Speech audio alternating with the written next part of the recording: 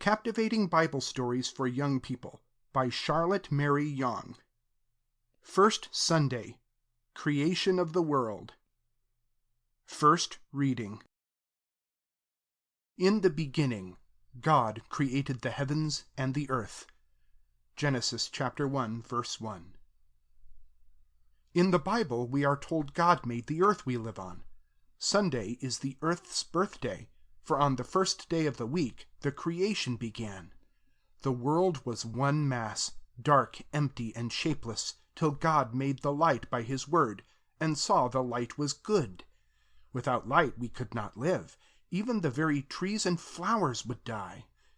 When we have been in the dark, how glad we are to see light come back, even if it be only one gray line beginning in the sky. This shows how blessed is this gift. It was good, too, that we should have quiet, dark night for rest and stillness. The second great change enclosed the earth in an outer ball of air, which we call the sky or firmament. That is the deep blue into which we look up and up. The mist and fog rise up from the earth and make the clouds that take strange shapes, sometimes dark and full of rain to water the earth, sometimes shining white, or pink and golden with morning or evening light.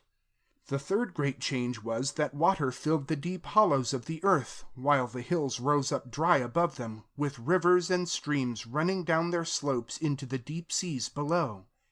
God did not leave the land bare and stony. He clothed it with green fresh plants and herbs, with leaves and flowers, and trees to give us their fruit and wood, and filled even the sea with plants that can live under water. The earth gladdened by the sun. Next, God caused the rays of the sun to gladden the earth, and let it see the moon lighted up by the sun, as well as the stars far beyond our firmament. We count the months by the changes in the moon, and our earth's journey around the sun marks our years and seasons. We all rejoice in a bright sunny day, though the sun is too bright and glorious for us to bear to gaze at him. And how lovely the moon looks, either as a young crescent or a beautiful full moon. The waters began to be full of live things that swim or crept or flew, fishes and birds and insects. By that time this world was nearly as we see it, and a beautiful home for us to live in.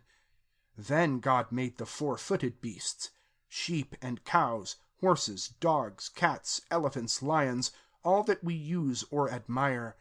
And last of all, when he had made this earth a happy, healthy place, he planted the Garden of Eden, and put in it the first man and woman, the best of all that he had made. For though their bodies were of dust, like those of the beasts, yet their souls came from the breath of God. They could think, speak, pray, and heed what is unseen, as well as what is seen. There are many, many lessons to be learned from this wonderful story. Let us try to take home one of them. Let us ask our Father that the ground below, the light above, the sky and sea, the sun and moon, the trees and flowers, the birds and beasts, and his holy day of rest may remind us that they came from him, and that we may be very thankful to him for having given us such good things. Second reading.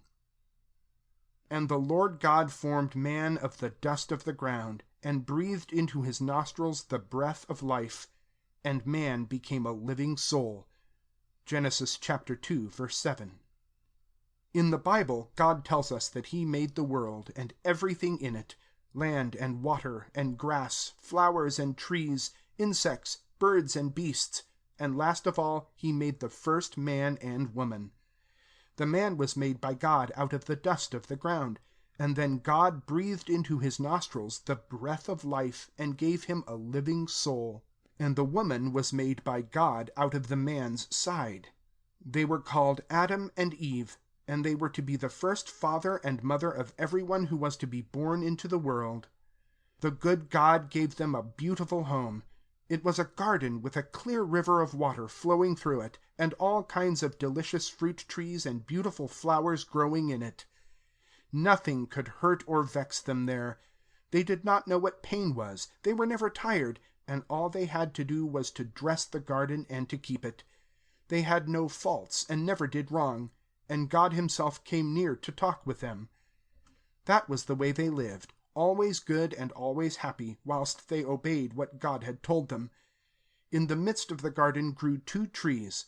One was the tree of life, and the other was the tree of the knowledge of good and evil. God told them that if they ate the fruit of this tree of knowledge, they would die. We do not know what those trees were like, but sometime or other I hope we shall see the tree of life, for it is growing in heaven, close by the river that flows by the throne of God. And when we see it, and taste of its fruit, we shall live forever, and be happier than Adam and Eve were. We shall never be as happy as they were while we are living in this world. But if we will try to obey God and live holy lives, he will take us to heaven, and that will be still better than the Garden of Eden. Third reading. Hitherto shalt thou come, but no further, and here shall thy proud waves be stayed. Job chapter 38, verse 11. What glorious and wonderful things God has made! Did you ever see the sea? There it is, a great vast space, all water, looking green near us, but blue further off, always heaving up and down. The waves rise and then ripple along, and burst with a white edge of bubbles of foam. A great space that had been left dry gets covered up with water again, and where you were walking just now is quite deep water. What is this called? The tide. Well, what will the tide do in proper time? Will it come rolling in over the beach and cover up the land? No, presently each will turn.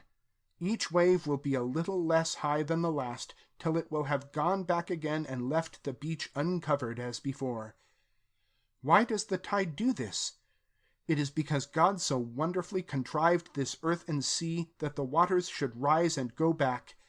He made the sand the bound of the sea, and said, Hitherto shalt thou come, but no further, and here shall thy proud waves be stayed.